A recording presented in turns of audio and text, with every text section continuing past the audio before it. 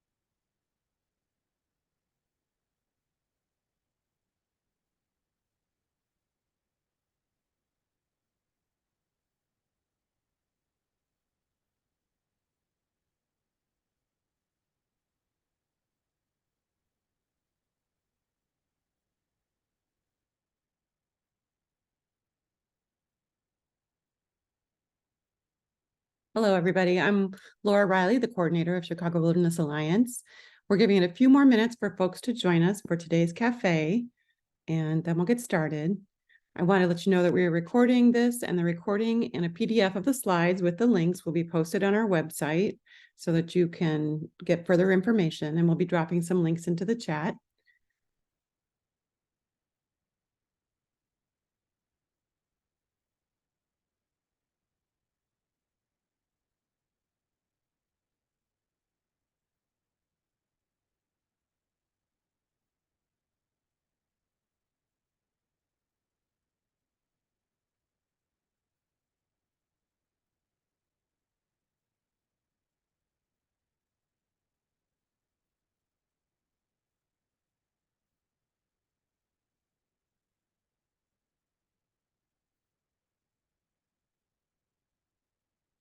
Okay, so I want to give a thanks to our sponsors. We're really thrilled to have the support of, you can go to the next slide, Ted, that's great. We're thrilled to have the support of the Illinois Department of Natural Resources, Urban and Community Forestry Program, and the U.S. Forest Service. Their support allows us to bring these cafes and workshops to you. And to find out more information about Tree City USA and the work that they do, I will drop a link in the chat shortly. With that, I'd like to turn it over to Kristen Voorhies from the Field Museum, and we will take it away from there. Thank you, Laura. Welcome, everybody. It's really great to be here with you today. This conversation is the cafe that was born out of the work that some of you may have heard about if you're in our alliance, called the Chicago Wilderness Alliance's Climate Action for People and Nature. But if you are not in the alliance and you would like to know even more context, I want to give you just a few notes that right now Chicago Wilderness is operating under a green vision where diverse members working together in the region for vibrant nature that improves environmental and human health, promotes better quality of life, and benefits our collective homes today and for generations to come. And the reason that this climate action for people and nature plan is key to the green vision is that we believe climate is touching every part of the work that Chicago Wilderness has done and work that Chicago Wilderness isn't currently involved in our region, but we want to do the work of bringing together experts and conservation professionals to share their work, their perspectives, and move towards a common goal. So today, why are we here? We have the opportunity to try to experiment with more of those conversations, with more of that intellectual exchange around ideas. But before we go too far, I would like to give you a little bit more context on the Climate Action for People and Nature plan. We have primarily started this effort with values. We have primarily orchestrated ourselves around inclusivity and valuing many ways of thinking and knowing, and intersectional thinking around climate change that doesn't just touch diversity loss, but touches environmental justice issues, health issues, and food. And this is our approach because this is the time we are in right now. Everyone can think of like situations where they've been talking with somebody and you're talking about just the weather to make up conversation. But now the weather even brings up climate change. And confusion over storms and things. And that even brings up other issues in our culture that we're dealing with around who gets to say how to think and who gets to decide, what do we do and what's the right way forward for us. On the next slide, I've envisioned this process that the climate action people in nature is going to go through as a river journey. And why, you might ask? There's two quotes that inspired this. Terry Tempest Williams, the climate change movement is a river overflowing with seeping into every nook and cranny. And Kekla Magoon, the river moves, but it flows through a path. When it tires of one journey, it rubs through some rock to forge a new way. Hard work, but that's its nature. So in imagining a process that we would normally go through with Chicago Wilderness Alliance, where we might have some convening and some collaborative analysis of what we heard, some synthesis that's represented there in the orange, that process isn't going to be very linear. It might in fact look more like this river. It might be meandering. It might have pieces that come off of it. The beginning might be a lot darker than the end, which is more clearer. And this is what we are setting ourselves up to embrace as inclusive and equitable strategy, because it's not going to look like something we've done before. And we want to center human connections to nature to accelerate impactful nature-based solutions. And there's one more slide here, which shows you how are you still using this graphic to look at what we've been doing. There have been conversations over this past year about the climate action for people in nature plan, and those include Project Start with some coordinating members who are wanting to put resources towards it. This includes several of our Chicago Wilderness members, but is not going to be exhaustive and is not going to be a closed team.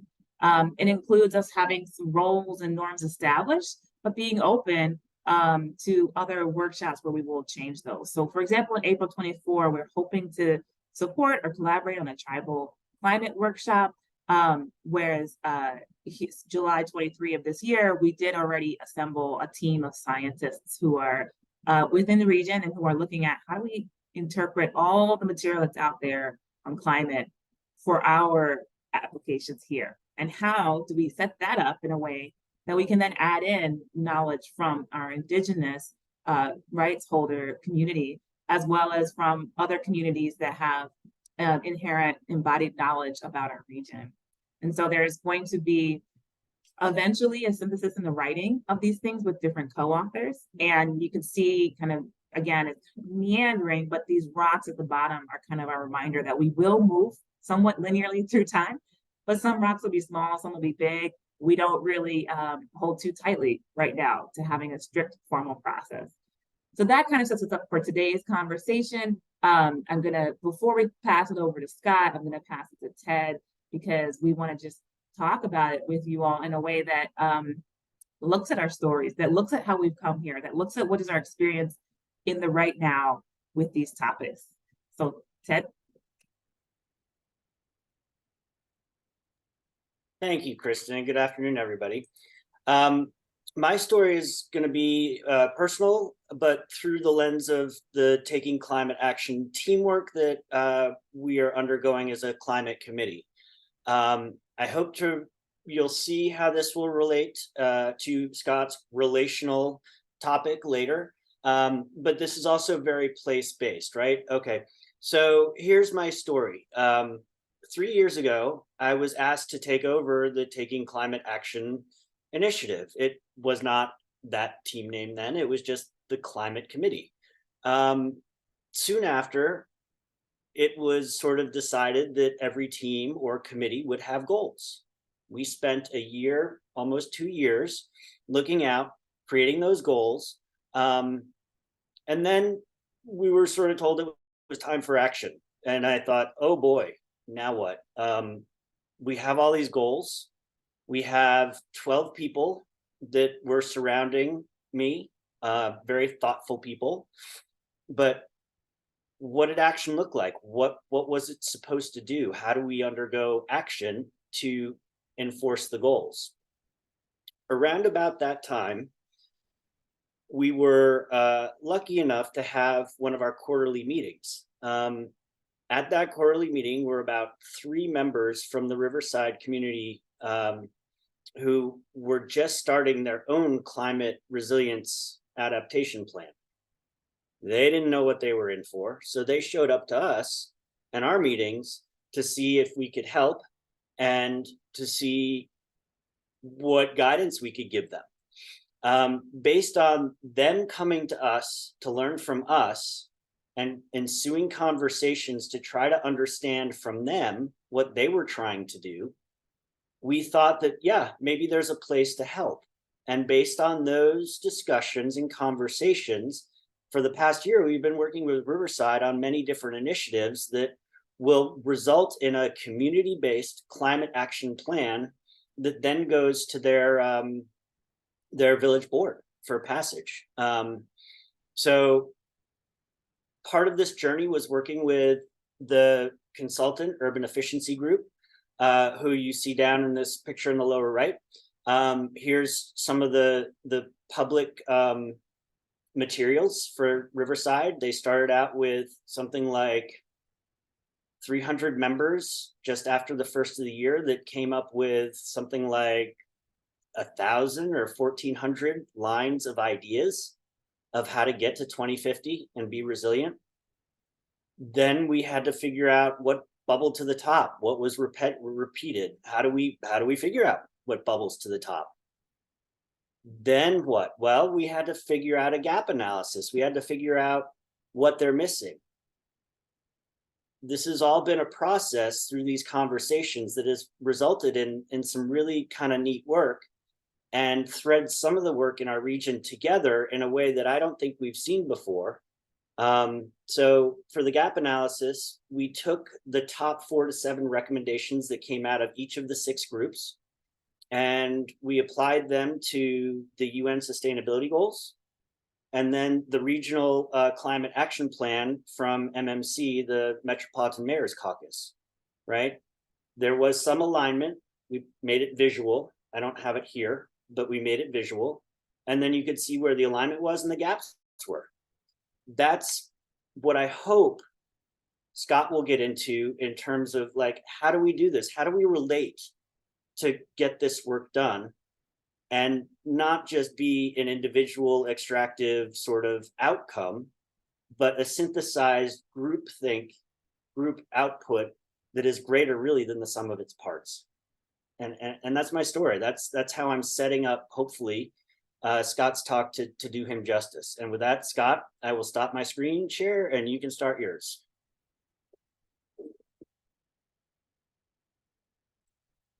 And remember, you're on mute.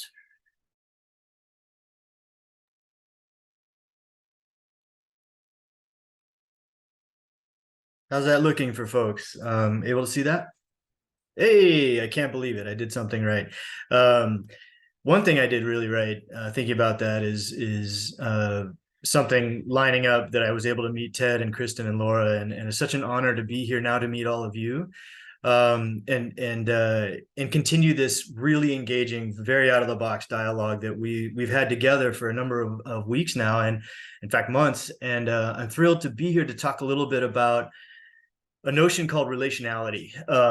And that I'll get to that later, but essentially I've spent a lot of years, essentially my whole path, and I'll share a little bit about that path more recently, focusing on relationships and long-term relationships. And when I say that, I don't mean just with humans, I mean more than human, a very common phrase in '96 that David Abram brought out in the Common Culture, this notion of, nature and voices from within nature and our connections to them. And so I'm going to share a little bit about a program called the Manager Climate Corps from the Pacific Islands Climate Adaptation Science Center that I helped co-develop back in 2015, and since then have been guiding it with a team of folks. And the basic idea is it's a nice step from that gap analysis Ted mentioned. Is a lot of the convention in not only climate science, but science and STEM, particularly in general, not only that, climate communication, education itself, is often this notion of what's called the information deficit model. And that's the idea of like, if I'm missing information, if you can feed it into my brain, rational, logical information, I'll therefore act on it in a logical, reasonable or reason-based way. And psychology has kind of thrown that one out in recent decades. And so how do we get from finding the syntheses and exchanging the information, which is critical, and the gaps, to then building a relational approach. And that's something I'm going to share with you now. I wanted to mention first is so it's again moving from this notion of how do we share information, or in many cases partnerships is the key word I'm getting to here. Is partnership is often sharing information across partnerships, or even funding, like in cooperative agreements, and those are obviously really critical to increase our efficiency in those arenas. But what I'm going to share a little bit is more, how do we engage what both Kristen and Ted was hammering, this notion of action, and that gets at human behavior. So at this point, we've had a few decades of heavy climate science that's been put out, and not a lot of engagement in the public, generally speaking, in the US. And psychologists have been hard at work. Cognitive psychology has really been saying, hey, we have some ideas on this. This includes policy development and things like this. We're just not seeing the depth of policy development and community behavior change or action in response to all this climate science that's coming out. And cognitive scientists or psychologists are saying, got to move beyond the information exchange and engage affect being emotion. There are many other modalities that drive us as human beings. Emotional intelligence is one of them, emotional awareness. And so the social sciences are a great place to look at when we're thinking of action. And that bottom paper at the very bottom of your screen, the Vanderlyn in 2015, really did capture a few decades of general synthesis on what drives human behavior and why it's lacking in these notions of adaptation, sustainability, mitigation of climate change, et cetera. And they've been very clear that there are basically two realms of knowledge forms, essentially two knowledge arenas. And one is, they call it system one. And that's this notion of, it's a quick response system. These are things like instinct, emotion, intuition, unconscious, things like cultural norms and values, the influence of group behaviors or group values. These things have profound drivers in how I act. And then the second system two, literally called system two, is a slower. System one is very fast. System two is that rational, logical, reason pathway, or analytical and analysis, et cetera, et cetera. Those, and if they diverge in an instance or in a scenario, system one is going to dominate. That notion of these largely visceral knowledge forms or visceral modalities of behavior really supersedes or is preeminent over this notion of logic and reason. And that's really key, because recognizing all of these forms, uniting system one and system two essentially, is critical if we want to drive action. And so far, scientists have been saying, hey, sorry, I'm moving some stuff around on my screen. We've been focusing in climate science, particularly in some distant future, hundreds of years from now, and a vast geography, say like a regional or even national or even global GCMs, global change models. For years, we've been focused on that, and objectivity naturally in the scientific method. But it's when the psychologists are hitting why we're not seeing more action, they're saying, hey, inverse all that, reverse all that. If you want to see human behavior action, make it, as Ted was saying earlier, very personal. And he shared a personal story from his vantage. And the more we make these things personal, highly local, that is place-based, and highly present right now, you're going to move beyond these abstract analytical formats and thereby empower them. So it's not to sort of in any way denounce this high power cutting edge science. It's actually, how do we engage it on the ground in real life communities? And sorry, I got to move something around on my screen again. Another example of that is there's this new discipline, relatively new discipline of environmental anthropology or ecological anthropology that is one of the cornerstone individuals who, there's basically three, you can think of it as like three foundations of this new science. Tim Ingold is one of them. This is a quote from his book that says, information in itself is not knowledge, nor do we become any more knowledgeable through accumulating it. It's accumulation. Our knowledgeability consists rather in the capacity to situate such information and understand its meaning within the context of direct perceptual engagement with our environment. Experience, right? This is what they call embodied knowledge. And that's the union of all those knowledge forms I was talking about before. Or in this previous picture, that's all of us rigging an outrigger canoe. That's embodied knowledge. And of course, collaborative. But if how does that relate to the manager climate core? Well, that relational notion that engages all of those knowledge forms is the core of our program. And the goal is simply to support long-term relationships and collaborative practitioner or manager-driven research projects by uniting the research networks with local practitioner or manager networks. By manager, I mean policy professionals, certainly natural and cultural resource managers, and involved here are students to train them. And how do they engage this community-driven research pathway? And so we're developing a workforce in this arena through knowledge co-production. And knowledge co-production, I'm sure many of you have heard this phrase. There's a zillion definitions of it. Ours is pretty specific in that it makes these managers and scientists co-leads throughout the research process, such that even from the inception, like the questions that are asked in the research and the methods and certainly the analysis and output are then linked, and they're co-leading through the whole process. The idea is to hopefully make the research output more utilized on the ground readily. And so some of the foundational elements of our Manager Climate Core program engage what we're talking about so far. One is finding those existing practitioner networks. And these are folks that are, in this case, I'm on Hawaii Island, a very rural island in a remote location, but it's a fairly large island. And so we're talking about people that are specific to this island and engaging in a regular way, managers and policy professionals, et cetera, that engage specific landscapes and seascapes regularly over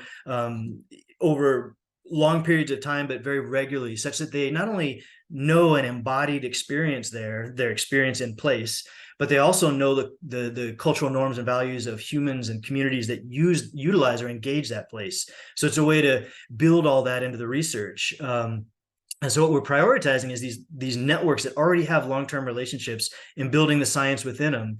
And the idea is engaging trust. And I'm sure you guys have probably heard that phrase of speed of trust. Everybody wants to innovate right now and adapt quickly. And the way you do that is in a human behavior sense, is find where trust is strong and engage it. And that's where action happens very fast. And in that process of working with community leaders and natural resource managers that are on the ground, you're engaging their diverse experiential knowledge forms as well as their intellectual process in that area within the science process. And then in using co-production to develop science according to that. That is, the co-leads of lead researchers and managers throughout the research project. And so the notion here, just to show you a quick schematic, is place is the foundation of this program in the sense of very specific ecosystems that are, of course, built in with a variety of species, elements, processes that are all interwoven in complex ways. Well, this is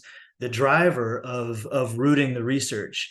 On the layer above this is the notion of, again, engaging the practitioners that are specifically and regularly connected to that place with, again, embodying knowledge or embodied knowledge situated in that place through their experiences, and then building science within those human networks. So bringing in scientists, graduate students to engage those managers, work together to develop science that is hopefully used by those practitioners on the ground readily. And so that once that's completed, then you return back to place and start that process all over again, rooted in the natural world is the focus. And that's again, the more than human arena is the foundation and the core driver of this work. And as an example, this is the Molokai Hoi in 2015. This was actually the first year I participated in this race between the islands of Molokai and Oahu, and it's a 40+ mile race. Somewhere, it depends on the crew, but it could be anywhere from 4.5 hours to 6+ hours, this race. And I like this image because it shows kind of the cutting edge science could be seen as a helicopter, the escort boats in the back, whereas the traditional outrigger canoes in the front are the long-term networks, building the relationships within those networks to place and including those cultural norms and values. So getting to not just doing well in this race, but just finishing this race without, just finishing this race in outrigger canoes is serious. And to do that, you've got to know each other as a crew of 6. You have to know each other's skills, where you are skilled together and where you're not, and how to fix that as the ocean is constantly changing. So it's a nice metaphor for change and adaptation and resilience for sure through change. So the idea is, the metaphor here is back to the Manager Climate Corps, is just to link up, again, that cutting edge science you might think of in the back as the 21st century escort boats and things like that. Now it'd be drones, far more drones in the air than helicopters these days with these races. But the idea is link that science, 21st century technology, with the long-term, centuries old networks that are highly adaptive, particularly in Hawaii. And then from there, you're going to embed the science more deeply. So the focus is actually those local networks of human and more than human connectivity than the research itself. Hopefully at the end of that, then at each project, you have output that is more readily utilized by specific folks on the ground to adapt to climate change. We've had 17 research projects. Mostly those are master's students that are driving those, sometimes early career professional. This is the first cohort. Back in 2016, I'm trying to think, bottom right is looking at groundwater effects on local i'a are traditional Hawaiian fish ponds. The managers at Kia'i are having a tremendous amount of change they need to endure and adapt to with sea level rise and certainly storm events. But this study actually looked at where groundwater is coming from and its influences in salinity and things like that to adapt to in management practice. The bottom left is looking at erosion. The county of Hawaii, which is the whole island of Hawaii, was interested in erosion rates and developing in their general plan erosion rates for specific substrates around the island's coasts and erosion rates. And so some drone work, historic photographs, but it just gives you an idea of kind of the types of projects. But this is really where I want to go. And this is the Kealikekua Bay is on the west side of Hawaii Island, and it's a very storied, sacred place. More recently, though, it's heavily visited by tourists, and it's because there's a vibrant reef there. It's one of the top 10, 20 places on the planet to snorkel within a vibrant reef ecosystem, and major deleterious impacts to the community, certainly to the reef, and an additive on that are climate change impacts, like say storm front impacts and storm surge, but also wave surge in general, and then also of course, coral reef bleaching.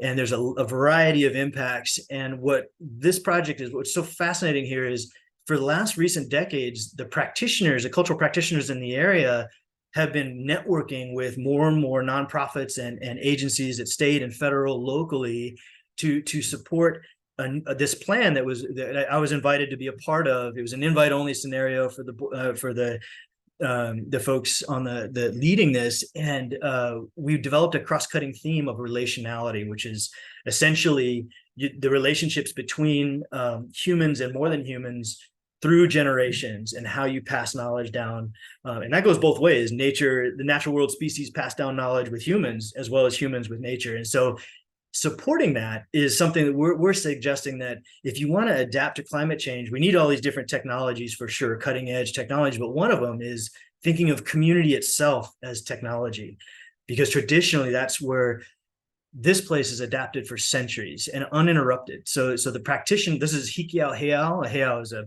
sacred temple where there are a number of them in this area of Kealikekua, and Hikiau is pictured here in this artist rendering, historic. And yet its ongoing practices, we would like to increasingly root restoration efforts, natural resource management, research, visitor experience, visitor businesses into the cultural practices in the area as a mechanism to adapt to climate change. So I'll just leave it at that. But this notion of partnership, you can get a sense of that really broadens, as an example of a relational partnership, by engaging the relationships that have endured and adapted and become resilient for centuries. And the idea is embedding information exchange within those networks can be very, very powerful. And I'll just leave it at that.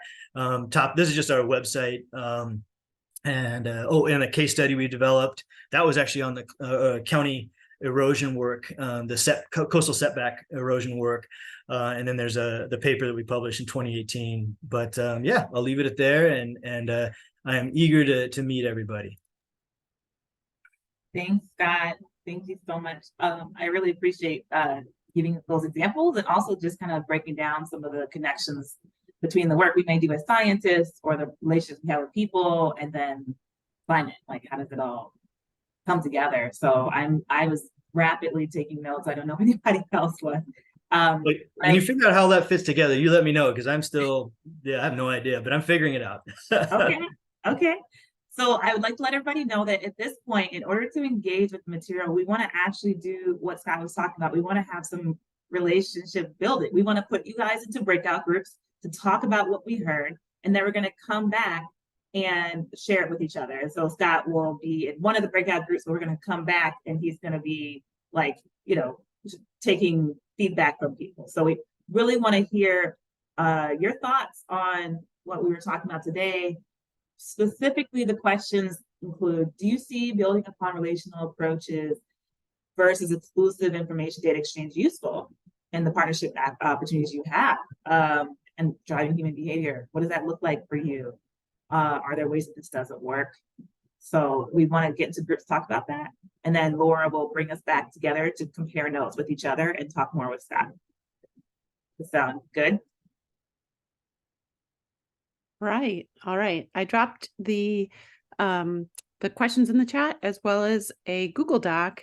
If we could have a volunteer from each group to be the note taker, that would be great. Just copy and paste the note into your room. And here I'm going. I'm going to open it up now.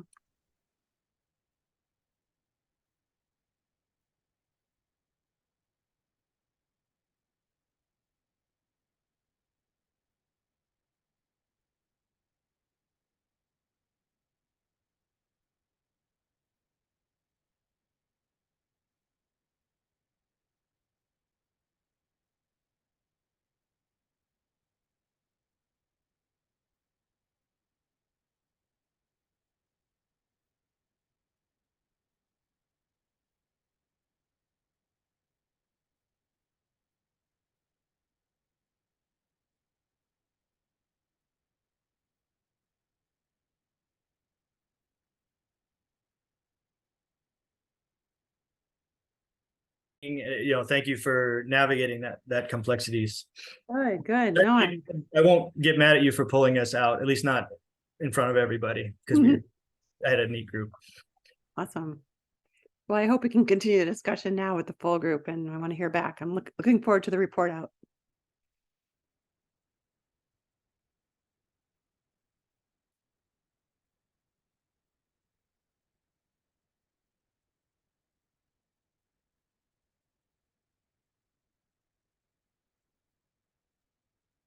Laura, is Kristen and Ted still around, or are they?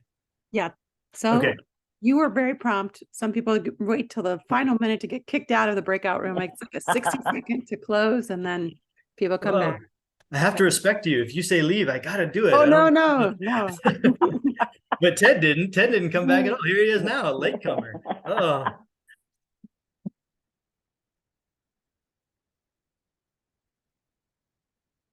So we were hoping to sort of read out a little bit from what your groups talked about and kind of see where the dialogue takes us here with Scott being able to chime in on his experience, but us also just like hearing each other talk about this. One of the things when we first started talking with Todd, when we first started to talk to Scott, I had too much sugar, I guess. Part of it was like just having these conversations is very different than having the presentation and the listening. And there's work there. There's the way that we're learning through this. And we just wanted to actually practice that here. So is there anybody who wants to volunteer to share out from their group first? Not exhaustive, just like a few thoughts or key themes. Yeah, I'll go. Go ahead, Lisa. You go first, please. Well, it's a conversation I've had often where you have what we call the ivory tower that works from the top down. My background comes from the bottom up and how nothing happens until the two can work together.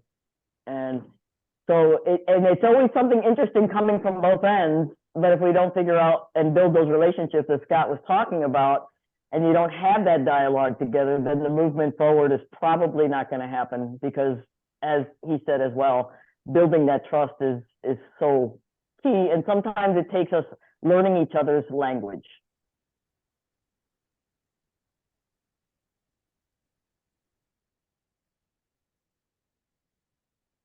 We had a similar discussion in our group. There are a couple good points. The first one was that sort of follows Lisa's point is the other Lisa Kelly, talked about when she was working with the Great Lakes Compact and large group negotiations. Data was very difficult and sharing was very difficult. But when they got down to the working group level and could unpack some of these things and have more regular connection, some of that trust grew and was able to kind of overcome some of the barriers witnessed in the large group to advance the compact.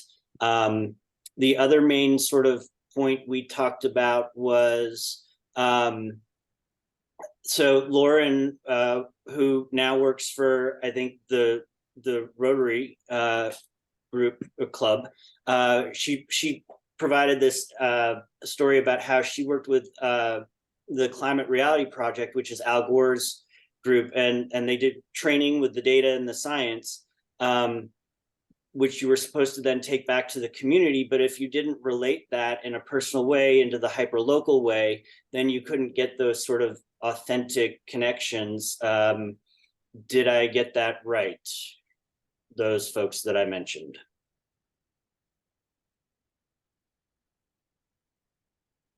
Any others? Yeah, I want to piggyback off of the translation, because we did in our group talk about the excitement of seeing Scott, you say more than human, and hearing that in different circles, just how our language is shifting in a way that brings us closer to the relationship we are actually a part of with nature.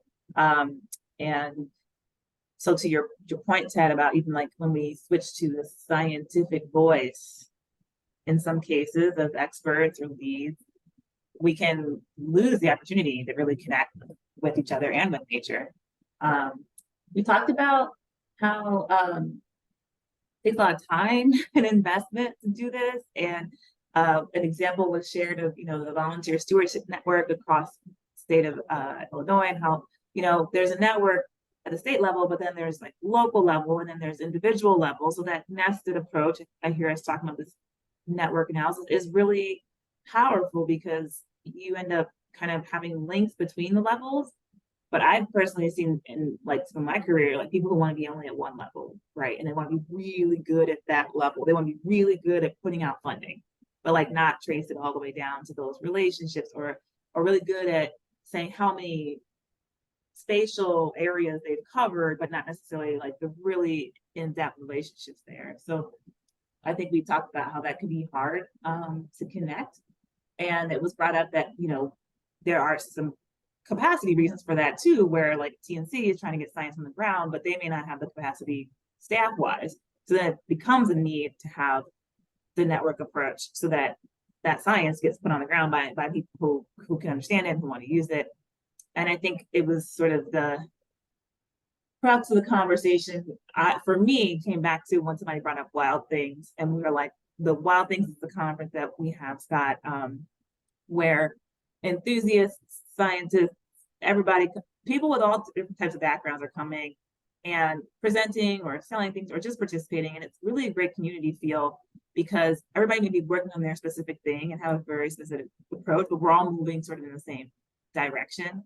And there's that ability to really kind of feed off each other's energy and excitement. And so I think when we're talking about these different relationships and sort of language, it's like, how do we get towards helping ourselves encourage one another and feed off one another as we do this work, which is hard work. Did I miss anything? Or chime in?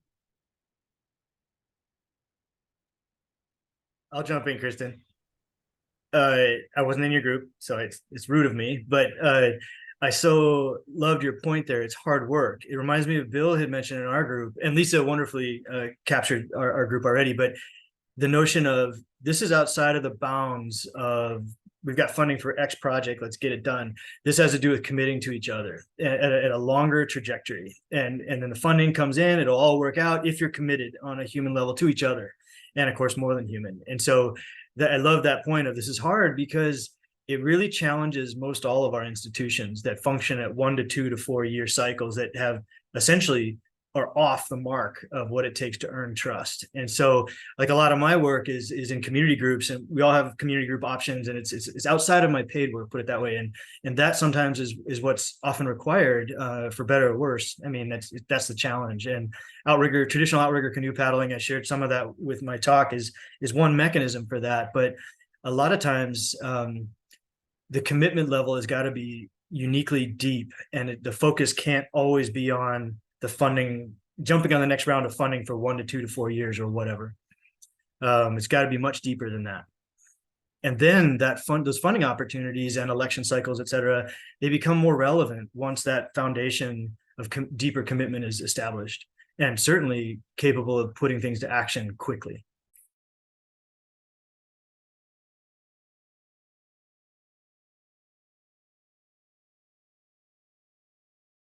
That part is a hard one too, because I do think that money talks in our kind of capitalistic Western society. And so it can be really hard to get that groundwork built without seeing the budget line, you know, for the potential grant, or without being like, well, how much are we talking before? I mean, that's how we do transactions in the US. What's our cut?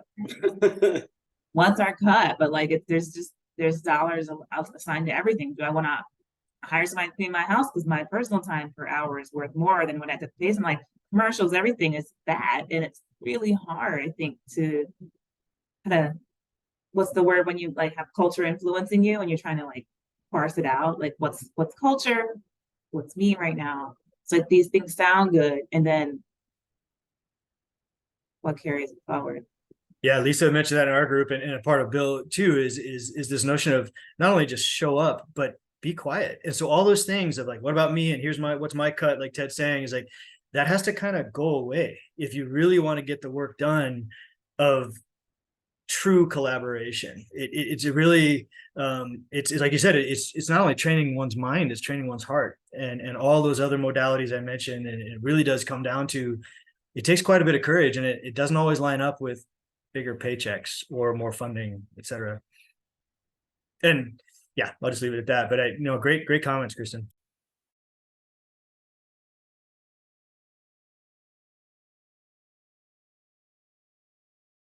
I think there were a couple other groups, or were there, that maybe they're still around. Anyone else have groups that hadn't spoken out yet?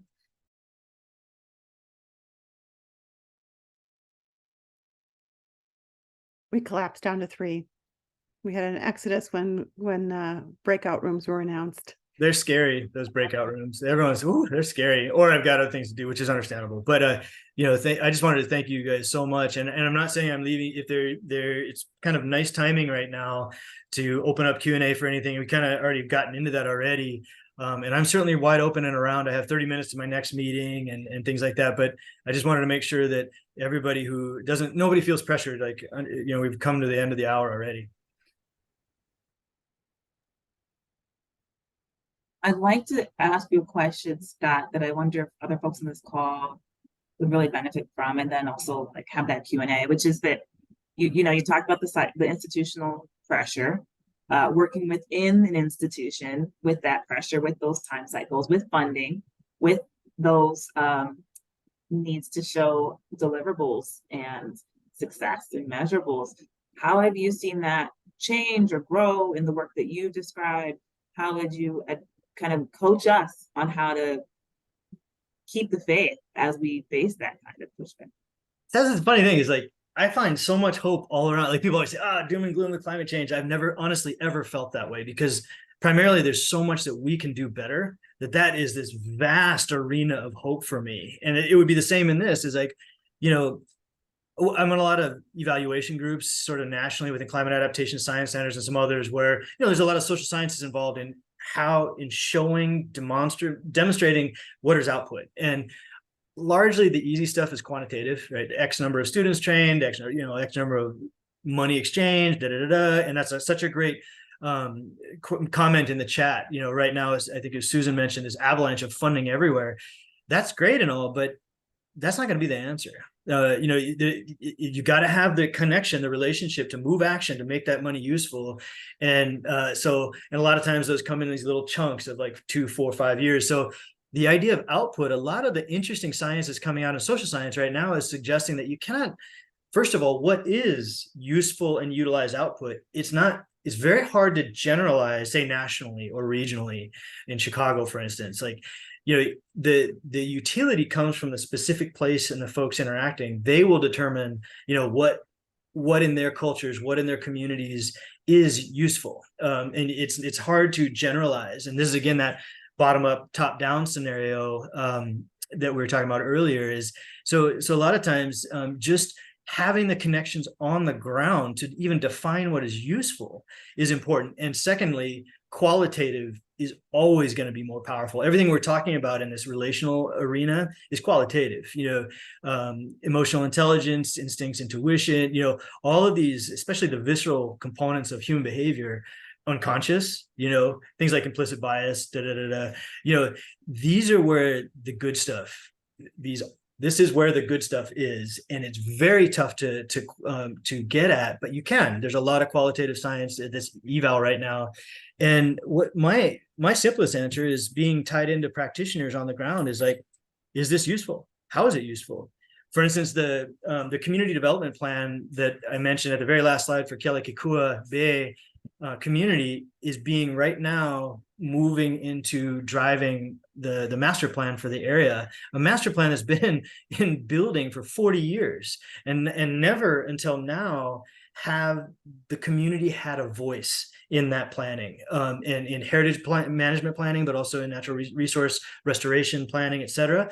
And that's a good example of, like, that is a massive output, right? Is to have a document that isn't sitting on a shelf, that empowers a community to then empower themselves more regionally. And what I mean by regionally is bringing in researchers and saying, okay, Bill had mentioned, parachuting in and out, and that just doesn't work. It really is explosively doesn't work. But if you have networks existing where a researcher could come in and go, hey, this community group exists, can we talk with you and tell you about our research as a first step? There's a lot of options that's a big output, is building a community group that's harnessing that potential energy to then sort of navigate or orient policy, natural resource management, research in the area. I want to jump over to Bill and be quiet now. Sorry, Bill. Yeah, just one of the things, Scott, you mentioned in our breakout is that, you're a boundary worker that helps connect researchers to communities. And I think that's something that maybe Chicago Wilderness Alliance and our partner organizations could help with, is that if we know who are the researchers who might have funding and what kind of expertise, and if we know what are the areas that people are looking for, then we can help to make those connections. I mean, I know, the collaboration between the Chicago Park District and the Nature Conservancy and stewarding the wilderness areas in the parks, but others where now that we're starting to reach out to more smaller community organizations, have them come and say, here are some challenges that we have, but then we have a way of vetting to know that the researchers are going to be doing it in the right way. So maybe we need maybe it would be helpful to develop a clearinghouse within the Chicago Wilderness Alliance to sort of formalize some of that of, if you're a community organization with some needs, come and see us. If you're a researcher who has ideas, come and talk with us, and we'll try and make that match together, and show that we're in it for the long haul. We're not, if we don't get the grant, we work on the next grant. We don't stop working on it. You said it better than I, Bill. That's exactly what I meant by that commitment to the long haul. And there's also regional groups. Oh, never forget, whether it's NOAA or my climate adaptation science centers, there are all these boundary workers that are hunting down places and organizations like Chicago Wilderness Alliance to help. So there are these local opportunities, but then there are regional and national as well, like the Resilience Hub for NOAA, as I mentioned, And so the more, and there's all employee boundary workers. There are many that are hired. They're called like partnership ecologists is a more recent phrase. But I want to be quiet and jump over to, I don't know if it was Brooke or Renee. Hello.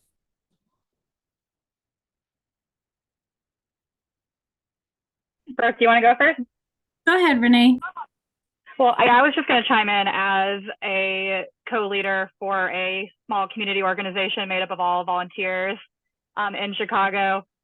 We are working on a project with Loyola where they're actually like paying us as a community organization. So we get $1,500 a year to be one of their official partners along with the Southeast Environmental Task Force. And just, you know, as a group of volunteers, just speaking up that those extra resources and funding, whether that be childcare or like making sure that you come to our meeting so we don't have to schedule another evening meeting away from our family. That's just a really helpful thing when you're thinking about reaching out to smaller community organizations. But it's cool to be a part of it. And it's nice to get money to be a part of it too. Totally. I couldn't agree more. Yeah, those are sometimes just sort of like all the work that Laura's put into sort of behind the wheels for today. That is probably in many ways the most critical to make these events happen. And there are folks that are there to support that when people don't have time and as community members after hours and things like that. So there's certainly funding, like you said. So yeah, and also it really resonated with me because like I do this stuff as volunteer, but then I also want to work in the field and have worked in the field. So just that really resonated with me about that you do have to put in the volunteer community work outside of your paid job, but hopefully those paid jobs are giving us living wages and salaries that we can support our family and our lifestyles as well. And if they're not, one other thing is there's a lot more paid jobs that see the value in that. So that, you know, I'm not suggesting anyone leave their jobs, but there are so many positions that are developing that honor that investment. And in fact, in many ways, this is kind of the future potentially of how our faculty positions developed at universities, because service has been such a small community service, such a small component of that. And so interesting, great comments. Thank you, Renee. So yeah, to piggyback off Renee a little bit, and then I'll go back to my original comment. It's so important to pay people fair wages when we're asking them to help. So even for volunteers, there are ways that you can give back to your volunteers. Through the Volunteer Stewardship Network, for example, we provide free trainings, which Renee has taken advantage of and that she talked about earlier. And it's just a way to give back so they can increase their skill set, but also learn about something that they're interested in. So I just wanted to comment on that. Back to something I was thinking about when you were talking, Scott, is I started in the conservation field about 20 years ago. And originally, you know, in my early days of my college career, I wanted to do wildlife biology, but I quickly learned that that wasn't for me and that I really enjoyed working with people. And at the time, it was hard to find an education and a career doing conservation but with people, unless you were a marketing specialist or something to that effect. So anyway, I'm glad to see and to hear you say, Scott, that the people side is very important, but not only that, the qualitative research side. So someone who did a master's in the qualitative research or the qualitative research in forestry, you know, it was kind of hard to convince some folks that research was just as important as some of the other types of opportunities. And so the fact that we're finally recognizing as a whole the importance of these other contributions, such as qualitative research and community-based, real community-based work is really inspiring, and I'm really glad to see it. Oh, I'm super, and there's now community driven. I mean, community based is sort of like the bottom of the barrel. It's like, how about like bump that up some? You know, like I couldn't agree more. And now that, you know, there's so many years and years of graduate students in social sciences who weren't even paid. Like they would just not fund it. They pay for their own degree, and that's not the case in necessarily STEM. And that isn't necessarily coming together rapidly, but I mean, a lot of my work is certainly finding funding for social science efforts to pay students.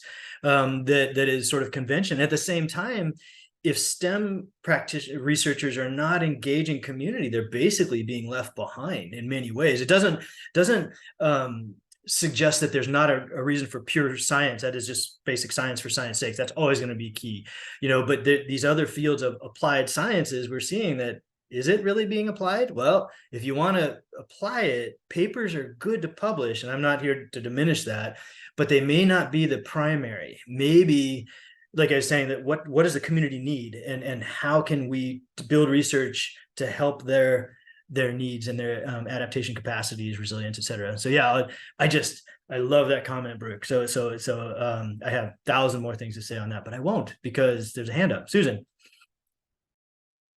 Yeah, I am so lucky to live in Northwest Indiana, because this is where the science of ecology was founded.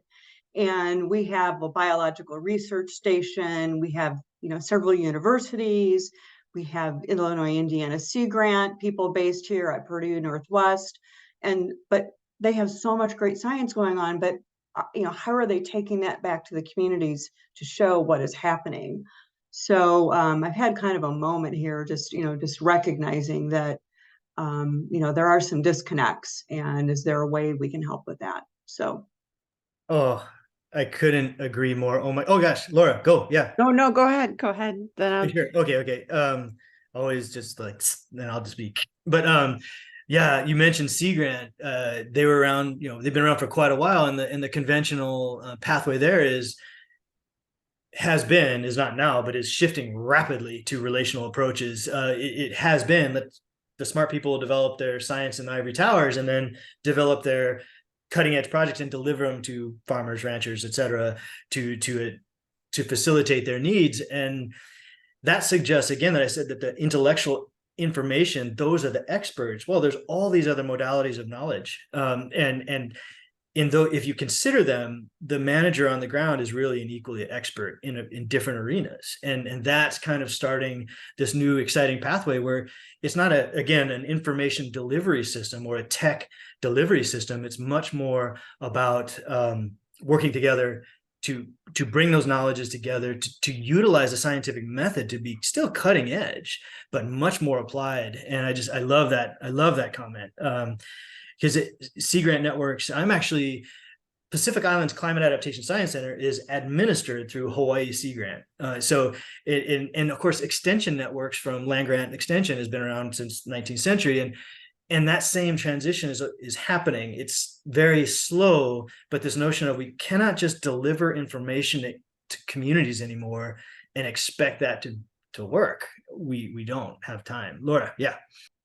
Yeah, no, I wanted to kind of follow up on Susan's comment and what you just said, but we are in the beginning stages of planning Congress 2024 in Northwest Indiana, and really want to feature all of those voices and the work that's happened there. We've been in exploration stages. Our next meeting is November 16th at 3 p.m. via Zoom. I would love for all of you here, but Susan especially, to be able to kind of continue on that thought about how do we get those voices spotlighted through the work that we do with Congress this year and the work that's happening in Northwest Indiana.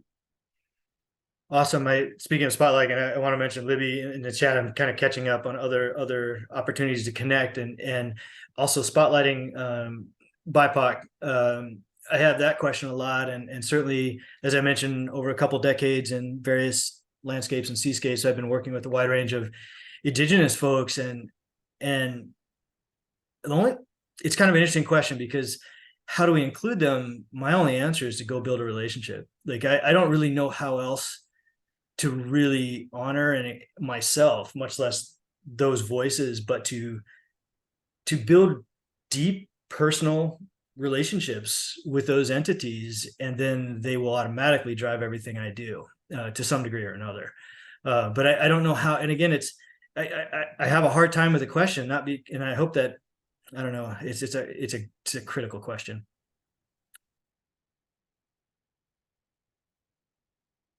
Libby, sorry. Yeah, I feel like the BIPOC question connects to something that I was feeling, and just as someone who's done forms of community organizing and had been in positions to try to connect sort of well-funded organizations with people on the ground, just in general, it's like just wanting to acknowledge the enormous power differentials, and that's such a, it's really, really hard depending where you're situated in terms of, you know, your own life experience, your own positionality, your own access to resources, how society views you, how much money you have access to. You know, it's really hard. Like, I feel like the more privilege you've got, the easier it is to forget the impacts of those power differences and how much you come in thinking that, like, you know, there's just such a bias toward like imposing. And so to really, really center those people you're trying to build a relationship and like shift the power differential, it's like, it takes a lot of focus and intention. I couldn't agree more. That gets back to the earlier comment, and a couple of the investment level, the courage to invest. It takes a ton. And I think that the more, like you said, the more disconnected from those layers you are, whether it's class or et cetera, the more challenging and the more energy is required to connect, and the more time. So yeah, I couldn't agree more. And a lot of things. So it's interesting. Like, there's all these old movies. I remember Jeremiah Johnson, this old film in the 70s or 80s, where this trapper's in the mountains. He's like, you can't cheat the mountain, son, or whatever. He's like, you can't cheat the mountain. And a lot of things in nature, I mountain climb and all these other things in the Rocky Mountains growing up. And I very much feel that in relationships, you got to put in the time, and you got to feel them through all of the modalities that are human, right? All these different knowledge forms I mentioned, much more than intellect, as far as preeminent, and all of them mean that I'm not the center of any of that. And so that I love that notion of like, you really can't cheat those relationships, whether they're human, more than human. It just requires the time and the courage. Lisa, sorry. Oh, no worries. Just a couple of things.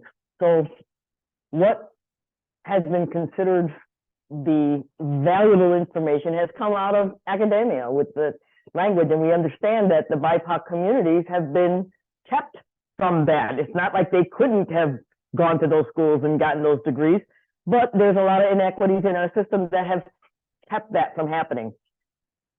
We're making progress, but until then, I guess for me is to value their voice. Like you were talking about the outriggers. I think they probably know more. I could get a dozen degrees, and I would say they know more about what happens on that water in that boat than I ever could.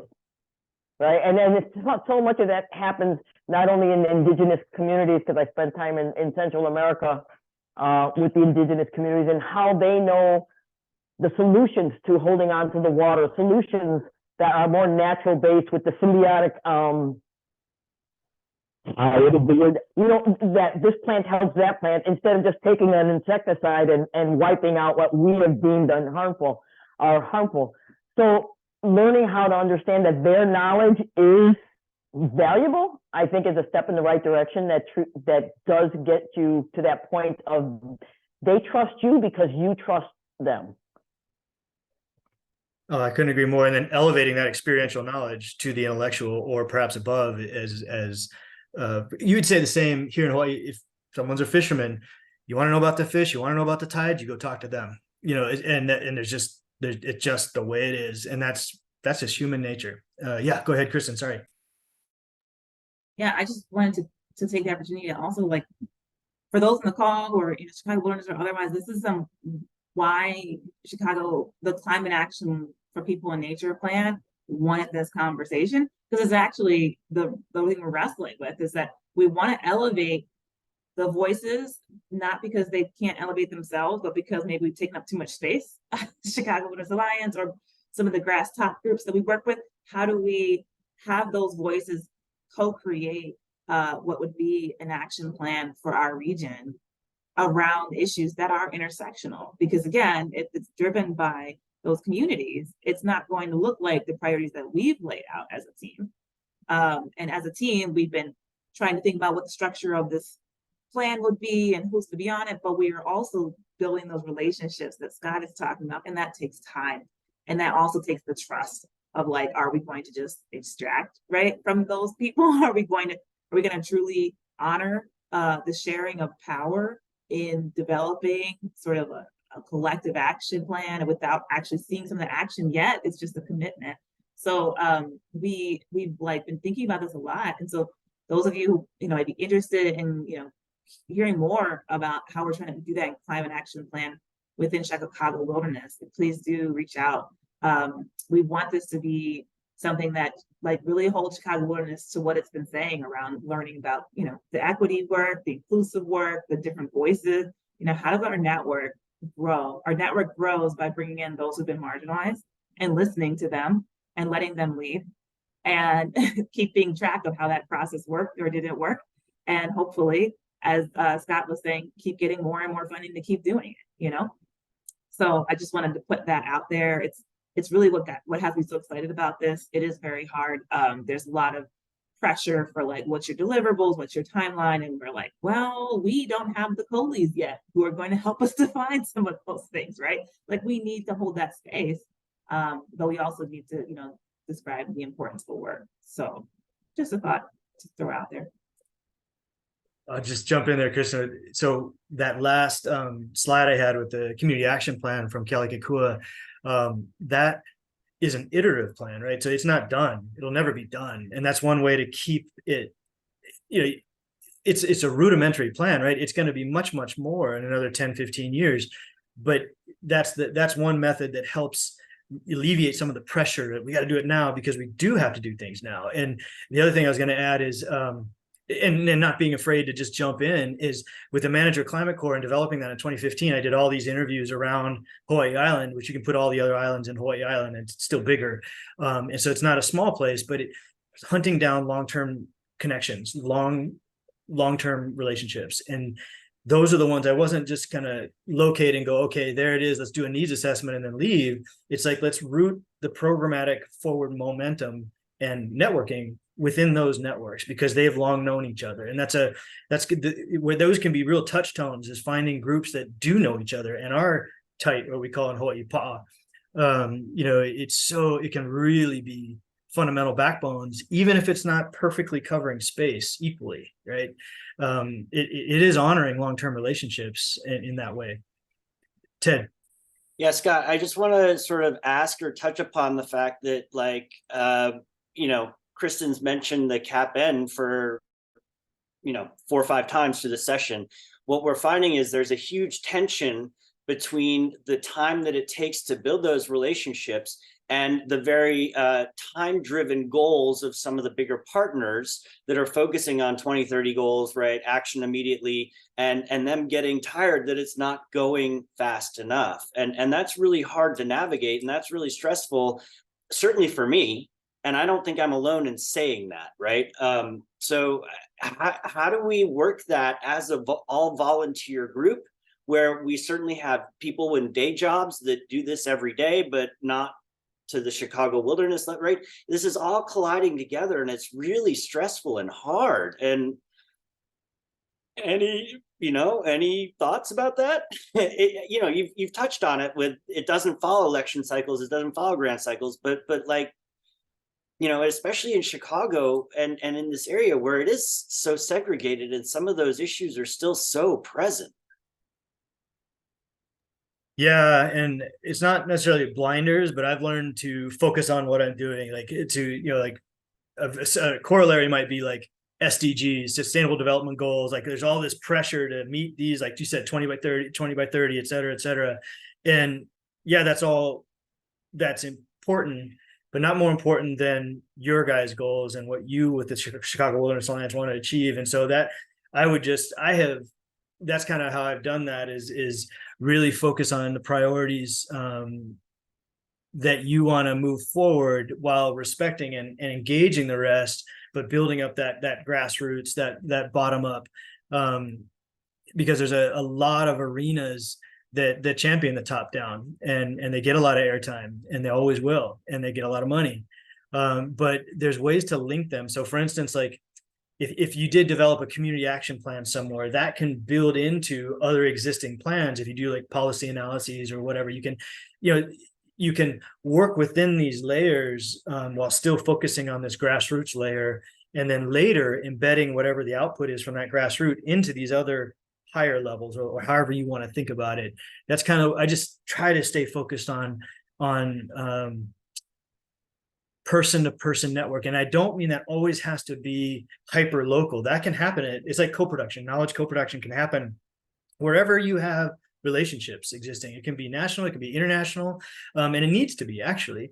But this notion of moving beyond transactional natures, transactional, I'm going to give you this, you give me that, and then we're going to say, okay, we partnered.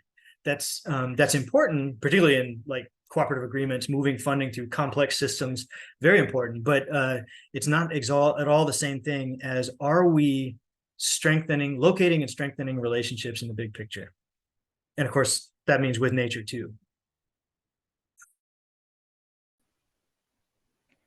Yeah, I just wanted to add quickly on to, I really appreciate what you just said. And my response was like that I've come to feel like sometimes it's the relationship that is the change. Like, obviously there's other larger goals that you're trying to accomplish together, but there's something about changing the entire nature of the system that we're in. It's not about these power relationships. It's about these connections, and that there's something really fulfilling as a worker, as someone who's trying to do things, as a volunteer. There's something really meaningful about just being part of that shift in how we relate to one another.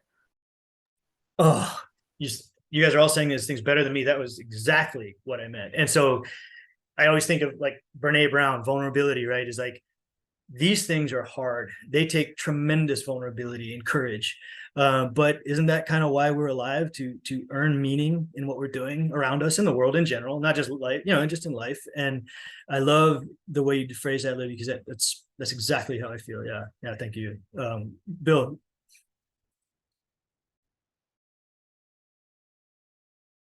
Yeah, I was just going to sort of follow up on your comment, Ted, and Kristen introducing in the beginning as the braided river where it is. Maybe we have to be more, I mean, I've been part of this from some parts of it, but we have to be more willing to put out things that aren't complete yet. In other words, maybe it's like, we're now at version 1.0 of CAPIN, and we want your feedback to how to make it better. And not necessarily wait until the whole thing is done. So maybe when we get the science team far enough out, put it out there and see what people think is missing when we get the other part. So I wonder if that might be a way to do it, because we want this to be a living document this time, not like something that got published 15, 12, 13 years ago and sat on a shelf, right? And so, and the same thing that you mentioned, Scott, that, that is a living document, revisit it every year, half every year, or maybe every other year for different parts, and just think of it that way. And maybe we can satisfy some of the large organizations because we're showing some progress, but don't wait until it's perfect before you put something useful out. Anyway, just throwing that out as a possibility. No, thank you, Ted. I mean, that's you again said it better than I did. That's what I meant by iterative. Yeah, I'm on. That's exactly. So, a lot of these community action plans or climate action plans are not where I would want them to be, but when they come out, you're like, oh, that's a good first step. Like, and part of what I've done is in the ones I'm a part of is I'll embed a cross-cutting theme, like I mentioned, of some sort of networking element so that is how it grows. So that's how the document is living, is like, if you build in a relationality element, and relationality is, again, generational, so that might not be the right word, but a strong interpersonal networking element that will support its being living and not done. I hate to, I can't keep, I have like 30 seconds. I have a super key meeting I got to jump on, and I don't wanna, but I gotta. Yeah, I wanted to Thanks say, a lot, Scott. I just want to Go. say to Bill, you said a word about the old document, which was publish. I mean, with a website and with the ability to kind of create this networking interface, it's a completely different story than it was. We're not putting together a big document that's going to be bound and put on a shelf. Thank you, Scott. Thank you, everyone. Yep. More to come. I they call it chicken skin out here. Like it's goosebumps. So I'm honored and grateful for this. This has been incredible. So I thank you very much. I'm sorry that I have to leave. I don't want to, but I appreciate it. Thank you. Aloha. Thank you. From Hawaii. Aloha to everybody. See you next time. Yeah. Just like